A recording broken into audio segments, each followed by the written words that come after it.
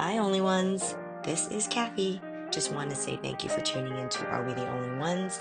And this particular episode will be a two-part episode. It's about healthy relationships. So after part one, don't forget to tune in for part two. Thanks a lot.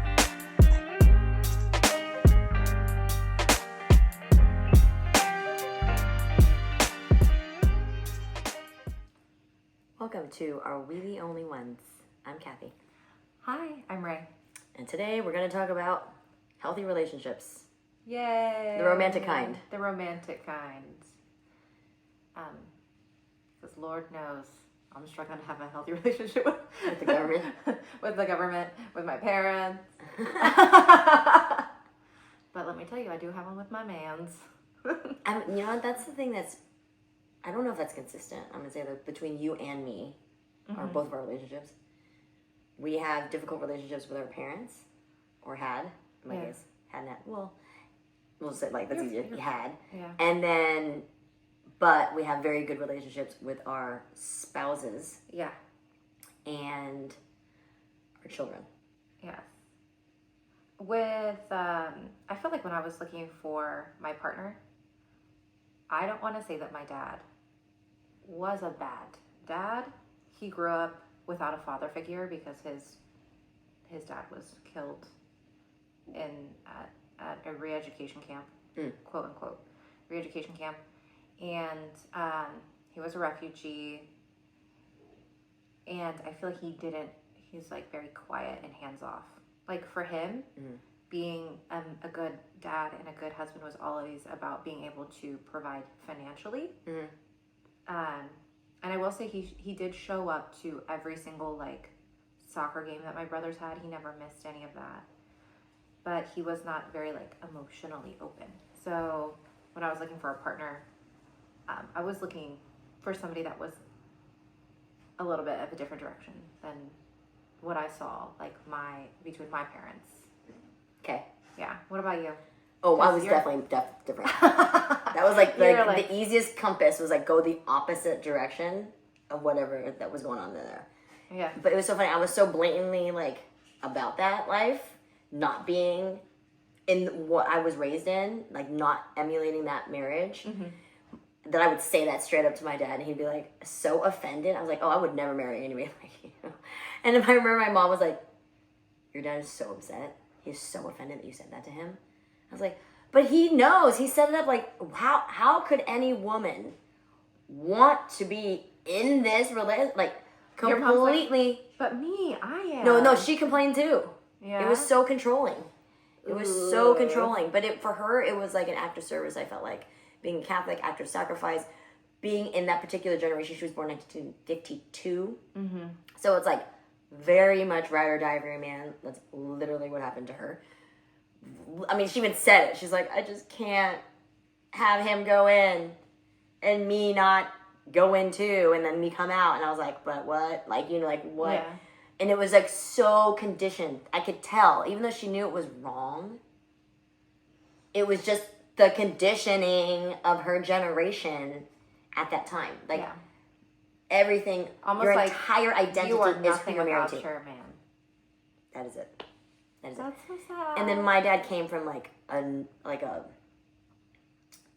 famous, famous in good service, like doing a good reputation family. Not like they were like actors or something, not like that. They were like intellectuals, but were good business people. They were kind of my grandfather was supposedly the person who set the gold prices every day. And then my grandmother ran like the business. My grandmother was very much well known. My dad's mom, my dad's dad were very like well known business people. And then my dad's mom, that's like the family. That's the compound. We're the second highest, like largest landowner in our. It's called Putbuk. It's like a suburb of Saigon.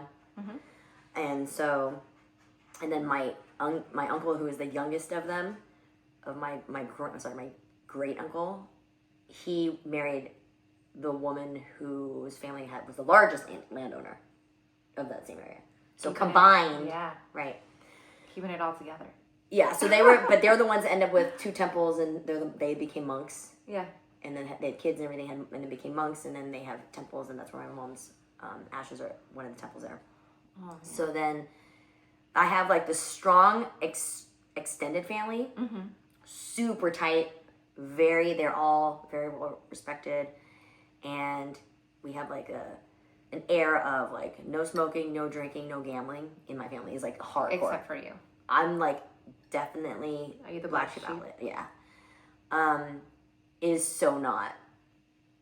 They like, even like they don't go to the spa. There's like not a lot of self care. It's always active service and working hard and doing things. They're not like that kind. I'm not like over vain though, so it's not a situation where they would be ashamed. It's not like that. Yeah. But just like, oh wow, that's a lot different. You know, like she just doesn't adhere, and that probably comes from her grandfather. It's probably what it says. Do you know what I'm saying? Like, because he was like the guy. Yeah. That's probably what they would say. I'm Yeah. legit. But my mom's side of the family, my grandfather and my mom's dad did gamble, but like Okay. in a bad way. Oh, like, So like he was in lost a lot charge. of money. Yeah, he was in charge of like the soccer stadium, and then gambled away like, I guess, the rent for the stadium one. Damn. And they lived at the stadium, So then he's all of them had to gambling get. somebody else's money. So then my mom was strict with my mom, no gambling. My mom hated gambling. So my parents, as a rule in my house, no gambling. Also no cussing. The fact that I even say bad words in my family is like crazy to them. And to do it like on a medium like was like beyond nuts. Damn. Yeah. So, but that So when you were looking for a man, you were just looking I for someone that would hold space for you to be you. well yeah, there's that, but then also my husband is somebody who's actually very, very chaste. So he's never been with anybody but me. And so, and we've been together for 26 years, married for 23. Yeah. And I think like my dad is not like a philandering type of person. It wasn't like that. But so I always want somebody that I know I can trust. Like I don't have to worry about them. They don't have to worry about me. Nothing ever bad is gonna happen like in that way. And just know that, like secure in that. So we have that. But when we met in a club in Tijuana, and I hit on him. I think it's funny because our stories and how we met our husbands are somewhat similar. Because I approached my husband. Yes, so we both hit and on we- our husbands. Yeah, well, I didn't hit on him at first. I actually was Oh, you just approached him. I was yelling at him because he was doing something stupid. Mm-hmm. And then he was like, "Oh, this girl's so cute. She's yelling at me because, you know, He likes abuse. yeah, he's a masochist." But he's like 6'3", just like has a very like charming look about him. So people don't usually approach he's also like this giant teddy bear. So people don't usually approach him and scold him publicly like that. So he was like, "I thought you had a lot of moxie." I was like, "Okay, are you Moxie's like?" a funny word. I know. I'm like, "Okay, Grandpa." Like what? Who uses that adjective anymore? But you guys are close in age? Yeah, he's only 4 months older than me. Okay, so I'm 9 months older than my husband. In And the cradle. yeah. I'm just kidding. No, I used to hate that. I used to really hate that because my mom really? my mom was 5 years older than my dad, and so she didn't know until the day of their wedding. He had lied to her the whole time. And he was like, "Well, you love me, it's too late. You love me now, it's too late."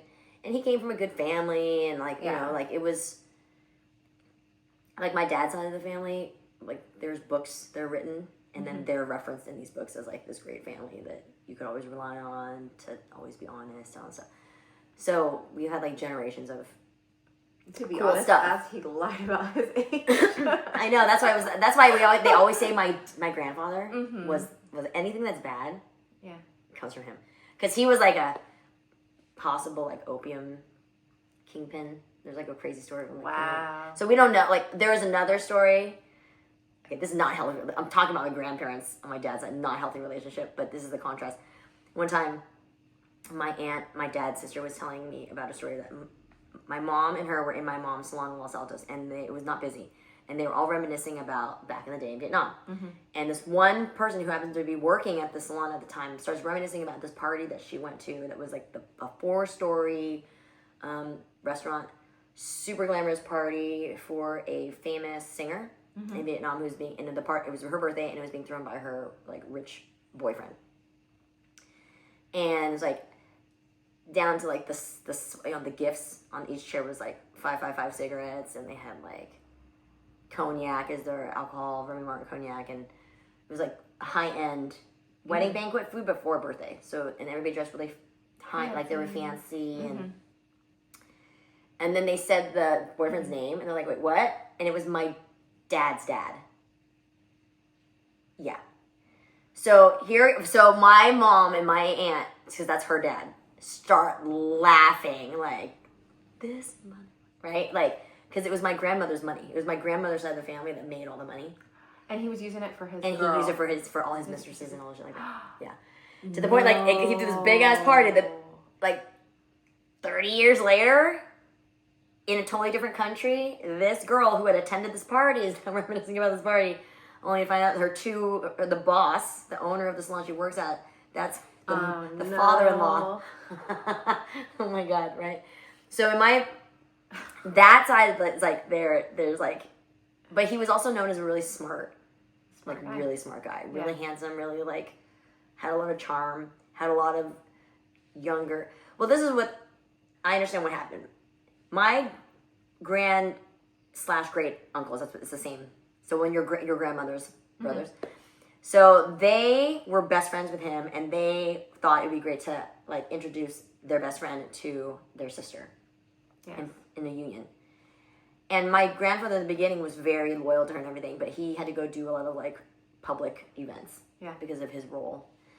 And my grandmother had such like low self-esteem, I'm gonna say. But she was a proud woman. My grandma was a very like badass woman. Like I try to emulate her level of like holding it down. But what I don't have that she had was she had low self-esteem to where she like told my grandfather, you know, when you have these public events and stuff, I'm just not beautiful enough to be on your arm. You should go with our friend.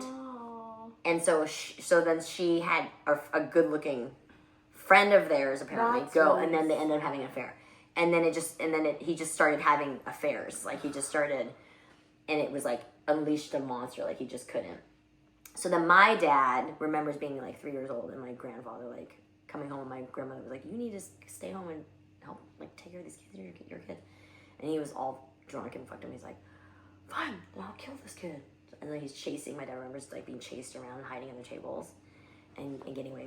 One of my uncles grabbed it. Oh, I remember that in graphics. I remember I confirmed this with one of my grandmother's brothers. That like that happened, and he helped hide my dad. And so that is also why my dad and I have a difficult relationship, because he had a difficult relationship with his dad. It was one of the few divorces that ever happened in the country. And it was one of the very first divorces that happened in the country. And then fast forward, my dad was like one of the top 3 in some kind of like academic collegiate university level test that you have to do in the entire country. Take credit? No. Just that my dad was like my dad is a smart person. He has a lot of pride, and then having a dad that was like that was so embarrassing because he came from this family that was so proper. So then that's his dad. He comes from a broken home, and his dad's, you know, like that. And that made my dad, I think, a certain way. Yeah. And so he and I always have a difficult relationship, but I know deep down he's trying his best. He's a much better father than my grandmother was, like a lot. So I got to give him credit for that. But we have a very difficult relationship because of the way that I was like a latchkey kid. I basically, they worked, and I just basically took care of everything. And so I was parentified so early on that I think it was also hard to have a kid that's parentified and is mature, that is asking you like adult questions. And then because I'm taking on adult roles, I feel like I have a right to ask these questions. And as an Asian parent that has like immigrated from, you don't ask questions. No, you just do. And then plus coming from a family that was like good, like knew what was up, and like knew what they're doing. Like, how dare you? Like, do you think? But I wasn't wrong necessarily. There were times where I was right, and then I wasn't good at like being gracious because I was a little kid. And like, ha ha, you know, and then that's not funny. Yeah. To embarrass somebody. You see what I'm saying? Parents, So in that way, it was really tough. But I ended up doing a lot of stuff by myself. Like when I did my sports, I did all my sports by myself. My parents, they would have come. I didn't let them come. It wasn't like they didn't come. It can be perceived like they didn't want to come, but I didn't want them to come. It was more like that. Yeah. And so I was just so independent that it felt, for them, probably felt really cold. But it was also a way to protect myself because I had such a tumultuous relationship with my dad. Like, when you're getting hit as a young, you were like getting hit when you're, even if it ended at 13, I give him props for ending it. And like being like, I'm stopping now because this is the end of that phase of that. This is the end of like if you can't figure it out by 13, I don't know what to do. Like I can't help you because I'm not gonna hit you anymore, right? And I was like, thank God, like I didn't want So then I realized, oh, he didn't really want to. But then I learned that from my family, like that was actually not a thing. Like they didn't actually hit. He got hit one time because he broke all the roof tiles with like kung fu or karate or something. So that was like the only way that he knew how to discipline you, even though that was not the form of discipline he grew up with. Right. But in the country, that was the cultural way. So then it wasn't that. Because I hear now, like, people talking about, and it's like, haha, trauma bonding, haha, and like, it's funny. So I'm like, oh, okay, so it's pretty regular. Sometimes. It's pretty common. We have to laugh about things right? to heal from it because you can't go too deep into it. Yeah, but do I get anxiety whenever my dad when the phone rings and I see it's my parents' number, either one? Do I like want to vomit? Yeah. So that's how bad. Like, and I told him we had a good heart to heart. Like we're cool. So like we don't talk a lot because it's hard. Yeah. But we're cool. You know what I mean? So what I realize is in the process of understanding. Like I remember just being like I look at my mom and how she was as a mom, and I'm like, damn, I wish I cooked better. Like, I really wish these are things that I could do better. Like, her ability to really, like, always be, like, sweet and mothering as opposed to, like, mean. I'm more of, like, a mean, stern kind of mom. But then they know I love them. But I lead with, like, sternness because they were loud a lot, like, when they were younger. Yeah. And I had to be able to, because every school we had to go through. So that's the other thing, like having a good partner that understands that. Like we went through, like when we first met, a club in Tijuana, I hit on him. And I just remember like, after we met, he was going to leave 4 months after that to go to Rhode Island. I met him in Tijuana and I was going to college in San Diego. He was stationed in San Diego. In the Navy. And so, in the sub base in Point Loma. So, I was like, all right, I'm going to hang out with him for 4 months, and after these 4 months, done. Because my plan was, boss bitch. He's going to go to Rhode Island, and I'm going to be here. I'm just like, my entire plan is not to get married, and my entire plan is not to have children because of my parents' relationship. I did not want to be subservient to a man. All you thought of marriage was... Yeah, I didn't want to give up my autonomy. I didn't want to give up my independence. Mm-hmm. I didn't want to be told where I had to be and have somebody like use money in a way to like control me. Yeah. Even if I earned it. Oh man, I couldn't imagine if somebody tried to tell me where to be. Dude, if my husband was like, yeah, you got to go do this, or I would be like, excuse me? I mean, we have some collaborative, like, yes like, have I brought his dry cleaning to him in Manhattan to an office before? Yes. But have I had people go, oh, do you bring, like, you? I'm like, no, actually, he does all his stuff himself. And then they'll be shocked. Like, guys that tell their wives to do stuff, and then they go, Kathy doesn't have to do that. You know, what? And then they realize, like, they're asking their assumption of what their wife's role is, their entitlement, is completely fucked up. It's wild, right? But I know people that, especially in the military, like, it's also set up like that, right? You give up, especially if you have to leave your country to go. You give up your career so you can be with your spouse. So then some spouses take advantage of that. That's the other thing about having a good spouse, is that some spouses, a lot of them, would cheat. And the way that the woman would find... No, the husbands would cheat. Because sometimes they would have to go for a year. If you didn't take your spouse with you overseas, the government will only send you for 1 year. Mm-hmm. They'll send an active military member for 1 year. But if you go as a family unit, they send you for 3 years. So if you go for 1 year and leave your spouse behind, that spouse, if it's a military man, oftentimes will end up cheating. And then one time I know of, the spouse ended up coming later, and they were going to extend it to 3 year. Mm-hmm. And then she ended up catching a STD that she knew had to come from him cheating on her because she had not done anything. Because she was she was like very like clean living kind of person. Mm-hmm. And so it was like horrible things I would hear constantly. There's so many of them. There was so many. A lot of like military guys will keep trophies, and then the wives would find the photo in like a Bible Ugh. of like whoever they were hooking up with, whatever. While they like go on, it was a lot of times pilots would do it because they're flying. They're it's people like means, right? You have to be able to get there. You have to be able to Get away from somebody in a way that where they can't do your thing and fly back, and they don't know, and everybody doesn't say anything. Yeah, this one unit, even down to like I thought there was like one person that didn't have to deal with it, and then even she had to deal with it. Even she ended up having a husband that cheated on her, and I thought she was like impervious to it. And I was like, holy shit. So then it was like 100% this one unit. I was like, damn. So I just like, I understand through truth. Yeah. That I didn't know it was like that. I had to be taught that it was like that. You know what I mean? So it was a letdown. But it was good to know that with me and my husband, we were outliers. Like, not only we were like one of the only Democrats on the base, because most people were Republican, but we were like one of the only people that didn't have kids. And everybody's like, why don't you have kids? We're like, oh, because we don't want to have kids yet. We're not like ready. We're not ready. They're like, what are you waiting for? Like, you've been in the military for like 10 years. Like, why? Everybody already had kids usually. Because you also get more money if you have kids. You get a bigger house. It was like, we weren't ready. And by waiting, though, it was good because by the time, and then through everything that we went through, like, we used to go get our haircut at this place in this hipster, like, haircut, like, barbershop where I would go to.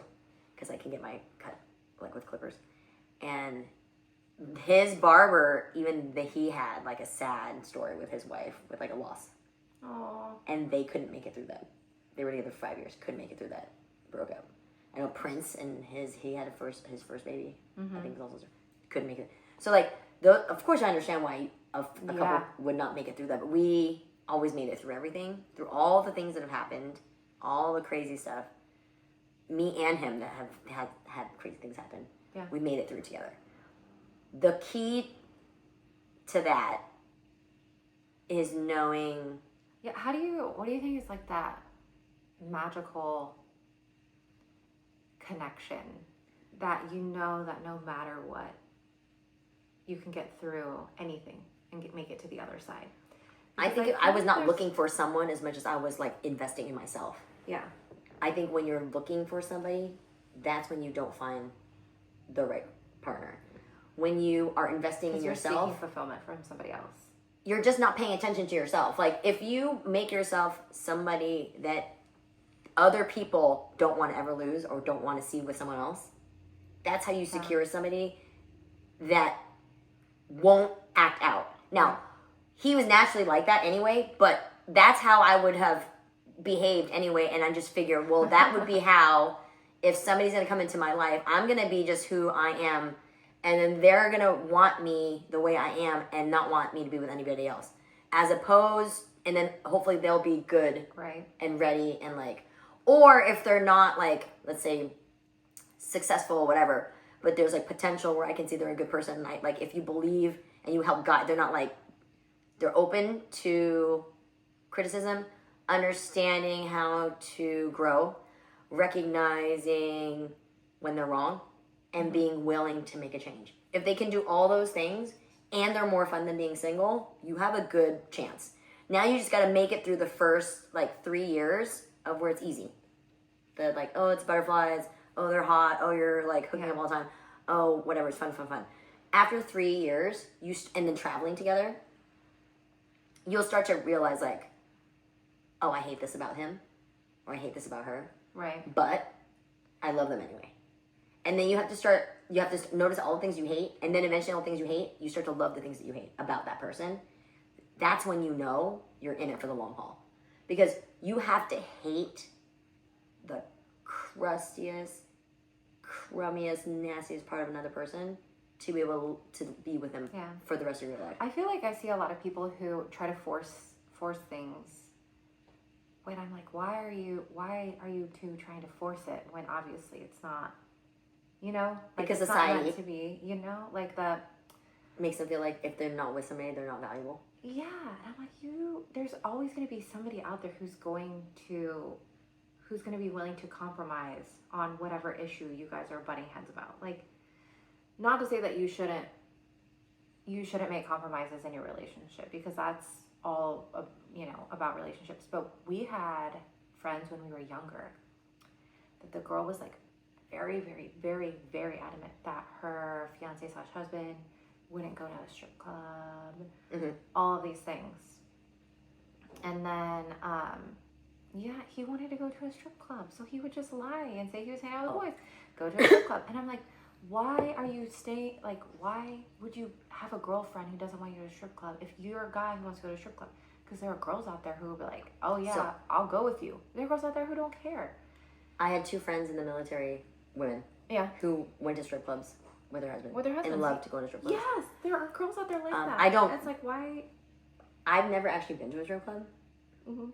And actually, for our bachelor, we went to Vegas. We went to Dennis Rodman's club, but we didn't go to a strip club or anything like that with our friends because they realized like, oh, you guys, it would be a waste of money because you're not going to even enjoy it. It's like it's something worth doing. So I have no context of that, but meeting friends that were down with it, I was like, oh, okay. One of them though ended up becoming a lesbian. So then it made more sense why she was like super down to go to a strip club. I was like, that makes sense. I haven't been to a strip club because not that the dancers, ever. Okay. It's not the dancers that gross me out. It's just the setting. I don't even like movie theaters because I just think of all the people sitting in the seats. Well, they feel dirty too. And I just don't want to go into a place where there's like itchy people sitting in I can like feel how itchy. Getting hard-ons. And so I just... So, in the strip club, you mean? Yeah, in the strip club. I was like, in the theater? Yeah. In the theater. I mean, it probably does have anything. Yeah, but so I haven't been into one. My husband has, which that's like... So my husband had one time, he got forced to go, and it was traumatizing for him because... for a bachelor party. It was a Navy thing. Navy guys made him go. And it was traumatizing because it was like a very unattractive, very large stripper.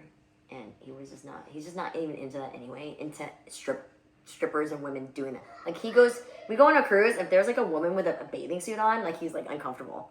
Like him and our sons are all like, I feel very uncomfortable looking at women in these bathing suits on the cruise ship. Why are they not covered? And I go, oh, you're uncomfortable? Like, yes. Why are they out there like that? And I'm like, oh, you're so much like your father. Like he's so uncomfortable. He's always wearing a rash guard out. Like everybody's covered. We're all covered. Like not. So it's pretty funny how, when I see how, because when I hung out with guys and like I lived with guys, it's like one of the slang terms for like, it was SoCal, not NorCal, but SoCal slang term for anything that's good is that's tits, man. That's tits. And so I'm so used to like being around so much like through college years that it was funny that when so when I met my husband, it was me initiating that kissed him. And then I found out later that same night from his roommate. Yeah. That I was his first kiss. kiss. Like grab him and just give him a kiss. No, I thought that we were actually mutually passing faces and like we were passing and then I thought it was a mutual situation. But then what ended up happening was that his roommate ran up to me and was like, oh my God, you're his first kiss. Oh no. And then I felt bad because you were like, wait, was that consensual? Exactly. That's how I felt. I felt so, well, at that time, this is before we like really talked about stuff like that. Like that wasn't really bad, but I just felt bad because I didn't realize that I misread that situation because clearly either it was mutual, it couldn't be mutual if it's his first time ever because you would, So I felt really, really bad about that. But then it also informed me about like what kind of person he was because he's not an unattractive person because I actually like saw him like 6 months before I had gone to the same club because another one of our friends was going on a Marine Corps deployment on a carrier. So we were going to see him for 6 months.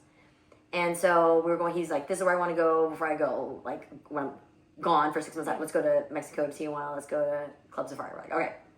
So we all go as a crew. We have not gone for like a long time by this point. Like we've not been to Mexico for like a year. So we're going and I see him. It's not that busy. I see my future husband and I tell my roommates at the time, oh, let's just play like a stupid game. If I was going to play a stupid game right now, because it's like not busy, I would, let's see, who would we pick to marry based on no information at all? Just shallow Just shallowness. And I was like, him. That guy there. I would marry that guy based on just the way he looks and having no information whatsoever at all. They're like, okay. 6 months later, we come back. He's there. He's there. And I'm like, oh my God, I'm gonna hit on him. And I'm sober at this point. I'm not that I'm sober, like I have not had a drink yet at this point. So I go, so I go and I like hit his elbow. He's sitting down and he looks up and I make eye contact with him and I kind of nod.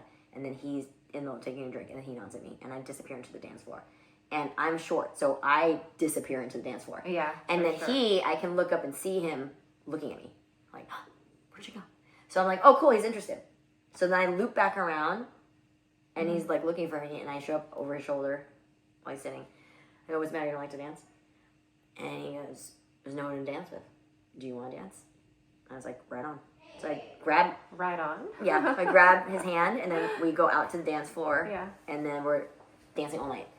And Aww. then we talk every single night for like hours. And then we start seeing each other and we're together ever since. So at the 4-month mark, I thought I was going to just like, okay, send him off his way. Yeah. Goodbye, have fun in Rhode Island. Yeah. And what ended up happening was he and I went home for Memorial Day weekend. I remember going to Berkeley and eating at a Crepes A Go-Go and talking about how my roommates and I had talked and they were teasing me because they said, oh, if he asked you to marry him, you would say yes, wouldn't you? Knowing that I had said I would never marry. Mm-hmm. Knowing that I had said I would never have kids. And they were like, oh my God, you would marry him, huh? I was like, oh my God, I would. Yeah, if I'm being honest, no, I would. Like, oh my God.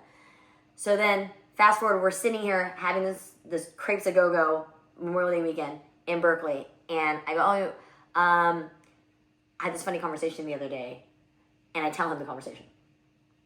And he goes, oh wait, so you would say yes if I asked you to marry me? Because I was thinking in 9 months, after I come back from Rhode Island, from the Navy program, if we're still talking and we're like still together, I was gonna propose to you. So you'd say yes. He's like, I'm gonna make sure this is locked in. And I was like, oh, so yeah, I would say yes. You guys did a lot of your relationship long distance too, huh? The first 5 years of our relationship was long distance. That's insane. The first That's wild. 3 years of our marriage was long distance. That's wild. Or no, wait, first 3 years of our engagement. No, 3 years engaged, 2 years marriage, 5 years long distance. I've never been apart from my husband. We were on the phone day we met. But what that enabled us to do was we could focus on our Yeah. careers and our school. That's why I could have I had a traffic engineering firm, executive assistant position to CEO. I was also full-time fashion designer, assistant showroom manager for Richard Tyler, full-time. And then full-time school, fashion design at FITM in downtown LA. Yeah. Because I wasn't in a relationship where he was there every day. Because I was like, he was in a totally different state, completely across the country. Everything was by phone. He had to do his thing. I had to do my thing. We were just locked in on like productivity. And so it was a hard time. Like I'd be 2 apartment, you know what I mean? Like I had it was a lot. Because then we had to commute back and forth. When he finally came back to California, he went to San Diego to go to school, to University of San Diego, and then he would drive up to LA and come up every single weekend. And then we learned to appreciate each other a lot, though. When you have a long-distance relationship, what happens is when you're together, the time is so important together. You're, not fighting. It's all, quality time. Yeah. And then when you're apart, you're just, locked into whatever you're doing. If it's a healthy relationship. It's, I don't know that I would do that in college. I remember seeing people do long-distance in college, and it was they made it through all 4 years, and then they broke up. I was like, oh, my God, what a waste. You know what I mean? Yeah, I wonder why that is. I don't know. Probably because, you don't have the distraction of school and working, so now you just have work and then... I think it's also the idea of the person versus the reality of the person. Yeah. Once you're, maybe it works better long distance, but it doesn't work together. Maybe. So for us, we knew we were together. Because that was the other thing. So when he went away to Rhode Island, I previously meeting him, I was sort of in this, like, when you have a friend in a friend group that you're trying to figure out how to romantically convert, and then it's, like, stuck in this, like, a weird place. That's what I was going through. So then when he came along, and then I was like, I'm just going to give him my full attention for these 4 months because he's leaving anyway. Yeah. And not worry about that other person. The cool thing was the other person was totally, like, all my guy friends, they were all like, oh, that was the other thing. When I told them that I was his first kiss, they all said that he was a fucking liar. And there was no way. And then when they met him, they're like, okay, he's telling the truth. Because they could tell he was like the genuine niceness of him. They're like, okay, he's telling the truth. And then they accepted him and welcomed him in. My guy friends, like, totally nice. So then I was like, that's really cool. I was like, I'm with the right guy friends because of how they treat this guy. Because they were all, I realized later, my guy friends probably wanted to date me. Someone wanted to date me. So they were kind of bummed. Yeah. When I got you, they're like, what? But they, like, respected who he was and how he carried himself and the way he moved. That they were not, like, trying to fuck with him at all. They're not trying to, like, do anything, like, messed up. Whereas I had other guy friends that were in different groups that in college that would then commingle with this group of guy friends. Did not go well. Did, like, fights break out. So I understood, like, oh, that was really cool that they are not being jerks. Because they wouldn't have won. I did have a couple friends that had basically an intervention. So I was in a group of friends that, like, we were in the beginning of the rave scene, like, but when raves turned into massive parties. Yeah. And when you called everything different types of music, like trance and house, and then it switched to, like, EDM. It's just EDM. Okay, so from that transition, that was the time period. And they were, like, afraid that he was going to turn me into a goody-goody and that I wouldn't hang out with them anymore. So that was the intervention. It was like a reverse intervention. They're like, please, don't turn into a goody-goody. Yeah. Please come out and party still. Yeah, so they're like, we're worried that he's going to change you. We're worried that you won't, like, hang out with us anymore. I was like, no, dude, it's all, like, what? So that was really funny. That's kind of weird. But it happened. So then, and then actually that one of those friends that did that, later when he came over to my house, she ended up sitting on his lap and, like, she was notorious for trying to, like, get guys to leave whoever they came for and then go with her. And so I was like, oh, this is a good test. If he bounces and goes with her, then, like, fuck him. I'm good, you know? Yeah. But he didn't. He was like, who is it? He was, like, looking at me like, what the fuck? Who is this bitch sitting on my lap? Why is this person on me right now? This is your friend? He's like, what? He was like, all this in one look of, like, he's like, come get your girl. what the fuck is happening right now? Get her off of me. And then I invited him because he was staying at the military base. So I was like, okay, you can stay overnight at my house. Do you want to stay overnight at mine? He was such a gentleman. First he tried to stay on the couch. I was like, no, you don't have to stay on the couch. I have, like, come into the room. He stayed in his clothes on top of the covers and, like, refused to, like, go under the covers and refused to get out of his, like, clothes. He was, like, very, like, I'm not trying to do anything. I'm not trying to do anything bad. It was, like, really funny. It was very sweet. So then that's why when it was time to go, when he was supposed to go to Rhode Island, I was like, you know what? I think that you should go sow your oats. I feel like you should have the freedom to date whoever you want and not feel bound to me because you've just, like, experienced this, like, new awakening or whatever. So you should go experience that because I've seen other people hold out and then it didn't work out. And it's like, it's not fair for you to do that. He was like, you know, like, it's totally cool if you want to do that, but I'm good. And I was like, really? He's just like, really? I don't want to go to that. No, but I was like, oh, okay. Well, I mean, if you're not going to, then before I had met him, and this other person that I was, like, kind of, like, talking to, we never actually, like, did anything. Yeah. Other than kiss. Like, we never, like, consummated anything. So I had been celibate. So for, like, a couple years. So it was like, I don't care. It was another, like, however long. I don't need to. I'm not in that. Yeah, you'll be all right. I'm not, I'm like, good. So, plus being Catholic for so long, it just was not There's like so much one of those things. I just, guilt. like, I just didn't. You can't help it. It was fine. So, that's why we ended up staying together even though he left. It was because, one, I know because I was his first kiss. Two, because then he was like, I don't really need to do this even though I offered it to him.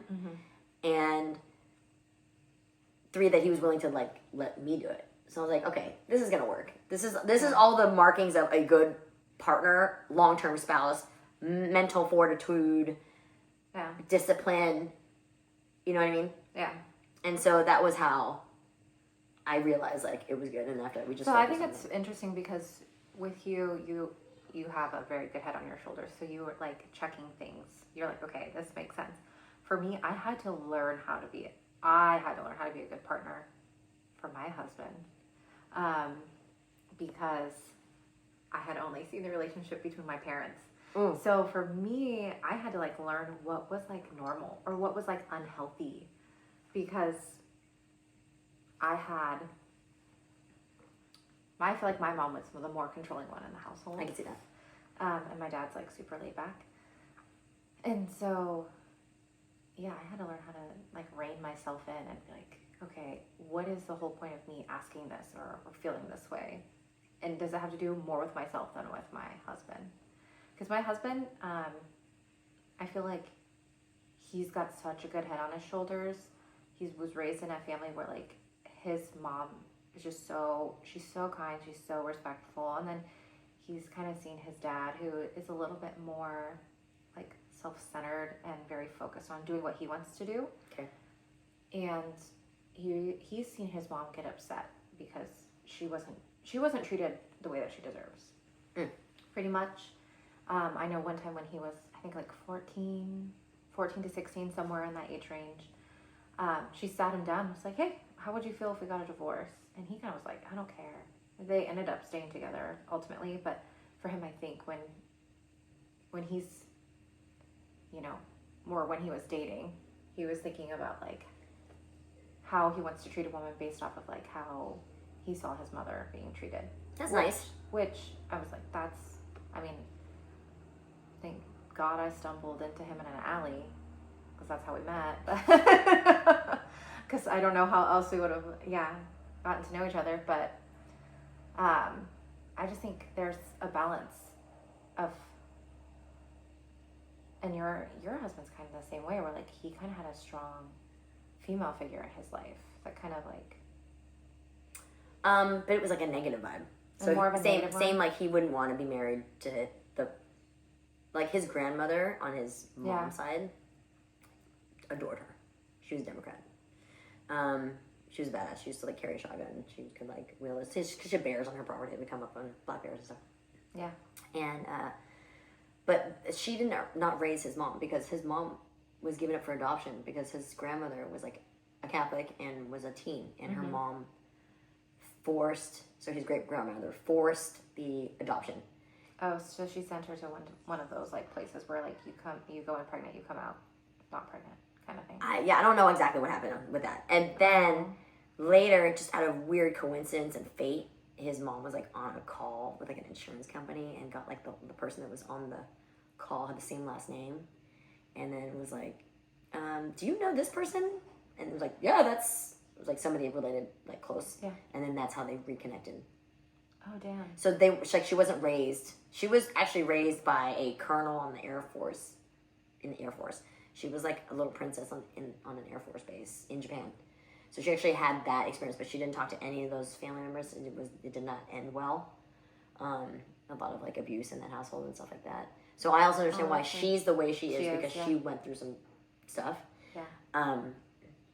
But it's also hard, like, just because somebody went through some stuff doesn't mean that they have a right to treat you like that. And especially if you're like if you're like someone who has a strong head on your shoulders, who is capable of earning, who has potential, you look at that like, I don't need to deal with this shit. So then so was it more so his mom that raised him or his Yeah. dad? So his mom raised him. But his mom was. He asked his mom and his dad to get divorced. He told his mom she should get divorced from his dad, and that's why they divorced. So like it was that bad. Yeah. So they also, his dad was like very religious. So they came from like Seventh-day Adventist. Yeah. So there's religious factors. There's like other stuff, and then you have like socioeconomic factors. But he is the diamond that came out of all that pressure. Yeah. You know what I'm saying? Mm-hmm. And so he is an outlier, although on his dad's side, like a grandfather, either his grandfather or great grandfather, like was some very famous surgeon that like invented like some kind of like eye surgery or something like that. It was like pinnacle in some kind of eye surgery.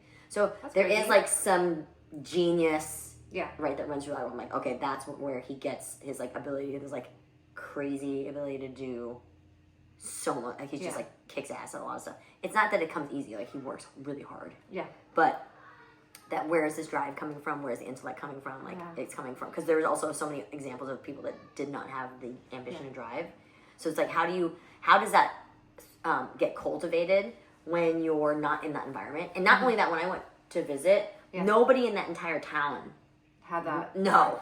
It was very. Yeah, it was like one of those towns where you just felt like, oh my god, like the country has forgotten about this town. Do you know what I'm saying? It was like there's barely anybody that lives there. The road, there's only like one road in, one road out kind of vibe. I think it was like, one road in, one road out. 4 or 5 stoplights, I remember. Dairy Queen. He's like, I used to work there. It was like a movie theater with like 2 movies. Old theater. Yeah. And then the Walmart was like the nicest thing there. And that Walmart ran the town. Like everybody got their work from Walmart. Everybody shopped at that Walmart. That thing was like the center of the entire town. That's so sad. And so that's actually where I got acquainted with Walmart. I was like, oh, this is Walmart. Like, this is what like, because Walmart I don't have to go to Walmart where I live. So like I can. There is one. I know where they are, but I don't have to go to them. So seeing that difference when I see like political stuff, like I get it. Like I know those people, and when they're like, you just forgot about us. We're hardworking people too. We deserve to be recognized too. Yeah. And then when you hear with the media from like places that are busy like us, like I'm like, oh, I can see how translators are like they don't even know what you're talking about. They don't see any of these people over there. Mm-hmm. They don't have these people over there, right? So like that's also something to think about. Like when you're looking at, I don't know, when it comes to dating too, there's also what you want for yourself. Like, do you want a traditional life? It's like there are people out there that live in a farm. Do you want to live like a quiet existence? Do you want to? And then you need something that's like that. Yeah. Are you? There's like love languages. That's what I'm saying. It's like you don't have to. You can't be like a city girl who wants to live in a city and marry a farm boy who wants to live on a farm, and then like one of you just be unhappy. Like you will find somebody that wants to help you live the same lifestyle that you want to live. Oh, you know another thing that you have to realize too is like, how do you do your finances? Are you a kind of person that like, are you a share everything in one, or are you a 3-account household where you have a joint account and you have each individual accounts? Yeah. Because that also, to me, I noticed that relationships that have separate accounts, a lot of stuff is separate in their life, in their marriage. Yeah.